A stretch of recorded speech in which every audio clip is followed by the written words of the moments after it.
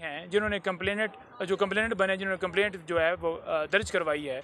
ये basically foreign office के related मामला था, तो फॉरेन ऑफिस तो कहीं नज़र नहीं आ रहा। नहीं नज़र। फिर जो नेशनल सिक्योरिटी काउंसिल की जो मीटिंग थी जो 31 मार्च को ही, उसके अंदर भी ये बाकायदा तौर पर बात तस्लीम की गई कि ये इस तरह की लैंग्वेज इस्तेमाल की गई है अमेरिका की तरफ से और हमारे अंदरूनी मामलात में ये मुदाखलत है, तो लिहाजा हम डी मार्च कर रहे हैं। डी मार्च उस वक्त भी किया गया और वो साइफ़र की मौजूदगी में डेफिनेटली किया गया ना, लैंग्वेज तो उनके सामने रखी गई ना। इसी तरह से जब दूसरी नेशनल सिक्योरिटी काउंसिल की मीटिंग हुई जो 24/4/2022 को हुई, उसके अंदर भी ये बात तस्लीम की गई। जो दूसरी मीटिंग थी वो पहली हुई थी, इमरान खान साहब वज़ीर आज़म थे, दूसरी थी जब शहबाज शरीफ साहब वज़ीर आज़म थे। तो उनकी जो नेशनल सिक्योरिटी काउंसिल की मीटिंग है वो साइफ़र के बगैर कैसे हो सकती है और कैसे जो है वो कहा जा सकता है कि हम डी मार्च करते हैं। किसी डॉक्यूमेंट्स को देखकर डी मार्च किया गया ना। उसके बाद 9वें महीने में जाकर ये प्रोपेगेंडा किया जाता है कि वो साइफ़र जो है वो गुम हो गया, चोरी हो गया, इमरान खान साहब ने वो वापस नहीं भेजा और वो जलसे में लहराया, सियासी मकासद के लिए इस्तेमाल किया। बात यह है कि आपकी सलामती के ऊपर कोई हमला करता है, आपके अंदरूनी मामलात में कोई मुदाखलत करता है, बाहर से आपको कोई धमकी देता है कि आपकी हुकूमत जो है वो हटा दी जाए, अगर आप हुकूमत नहीं हटाएंगे तो आप जो है वो कार्रवाई के लिए हम फिर नाराज़ रहेंगे और अगर आप हटा देंगे तो हम आपको माफ़ कर देंगे। तो बात यह है कि उसके ऊपर वज़ीर आज़म जो है, जो 25 करोड़ आवाम का जो है वो वज़ीर आज़म है, जिसको आवाम ने वोट के ज़रिए मुंतखब किया, क्या उसका हक़ नहीं है कि वो ऑफिशियल ड्यूटी निभाते हुए लोगों को एतमाद मिले, उन्हें बताएं कि भाई ये मुदाखलत हो रही है। 7 तारीख को साइफ़र आता है और 11 तारीख को इमरान खान साहब की चौथे महीने में हुकूमत जो है वो ख़त्म कर दी जाती है। तो ये सब बातें आपके सामने, ये बातें आज इधर भी रखी गई हैं सुप्रीम कोर्ट में और उसके बाद जो दरख्वास्त जो है वो जोधा साहब, क्या लगता है कि साइफ़र दोबारा से नए सिरे से प्रोसिक्यूशन शुरू करेगी या अब आपको लगता है कि साइफ़र का केस बंद ही हो गया हमेशा के लिए? देखिए, अगर साइफ़र केस की बात की जाए तो ट्रायल वहाँ से शुरू होगा जहाँ से जो है वो नोटिफिकेशन जारी किया गया था। 29 अगस्त के ऊपर ये दोबारा जो है वो घड़ी जाएगी और आप ये देख लें कि कितनी जल्दी, कितनी उजलत दिखाई गई।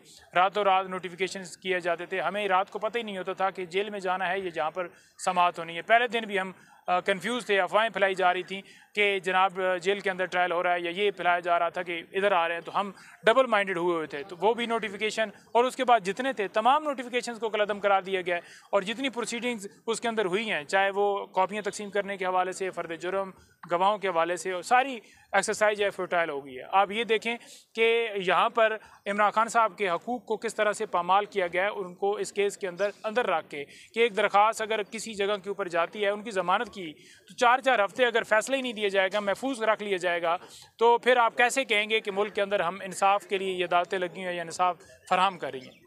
तो रिहाई नज़र आ रही है इसमें, क्योंकि जो सुनने वाले हमारे वो तो ये चाह रहे हैं कि भाईजान हमें ये समझाएं खान साहब कब बाहर आ रहे हैं। देखिए, अगर बाहर आने की बात हो ना, तो पहले तो स्टेट जो है वो मुकम्मल तौर पर मुकदमात ऐसे उन्होंने बोगस झूठे बनाए हैं चंद महीनों के अंदर कि जिसकी कोई मिसाल नहीं है, जिसका कोई नज़ीर नहीं मिलती। और अगर केसेस को देखा जाए तो केसेस हैं ही, उनमें जान नहीं है। और अगर अदालतों को देखा जाए तो आपके सामने रवैया क्या है कि क्या सूरत हाल हाई कोर्ट के अंदर पेश आती है। अदम एतमाद करते हैं तो वो कहते हैं जी नहीं, केस मैं ही सुनूंगा। हम कहते हैं कि आप केसेस को है किसी और को ट्रांसफ़र करें, वो कहते हैं जी नहीं, हमने ट्रांसफ़र नहीं करने। फिर अपने पास रख के पहले फ़िक्स नहीं किया जाता, जब फिक्स किया जाता है फिर एडजर्नमेंट दी जाती है, फिर जब एडजर्नमेंट के बाद फैसला दिया जाता है तो फैसला महफूज कर लिया जाता है। तो जब इस तरह से कार्रवाई होगी और एक बंदा जो एक मुकदमे से रिलीज़ होगा और दूसरे मुकदमे में गैर कानूनी तौर पर, जैसे आपने देखा कि अलकादर ट्रस्ट केस के अंदर गैर कानूनी तौर पर गिरफ्तारी डाली गई।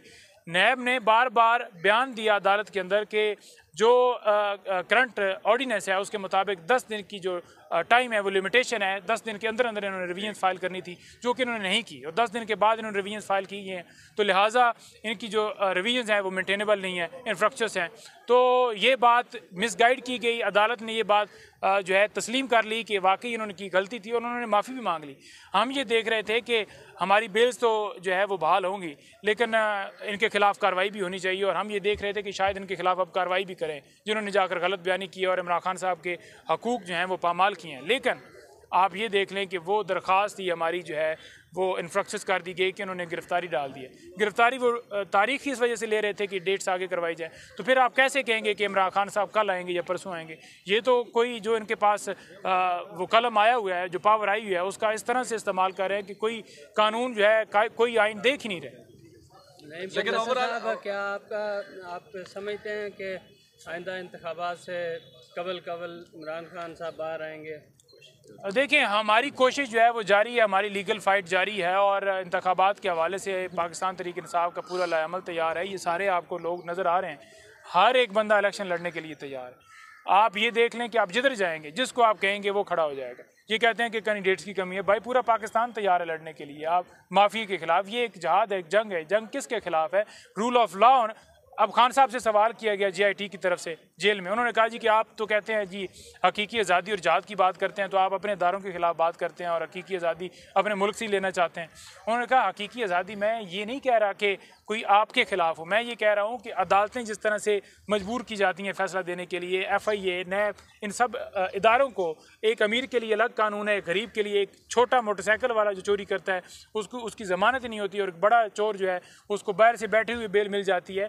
तो ये जो मुल्क के अंदर लाकानूनीयत है, मुल्क के अंदर जो हर चीज़ के ऊपर पाबंदी है, साफ़ियों को बोलने के ऊपर पाबंदी है, चैनल्स के ऊपर पाबंदी है, ये आज़ादी की मैं बात करता हूँ कि हम अपनी आज़ादी से, हमने एक आज़ाद रियासत बनाई थी जिसमें हम अपनी मर्ज़ी के मुताबिक ज़िंदगी गुजार सकें, किसी को मजबूर ना किया जाए, किसी के ऊपर प्रेशर ना डाला जाए। तो ये हकीकी आज़ादी की फ़ाइट है और जिसके लिए हर वक्त पूरी कौम तैयार है। ये सारे वकील तो तैयार हैं बिल्कुल, लेकिन जो सारे जो सियासतदान हैं जिनका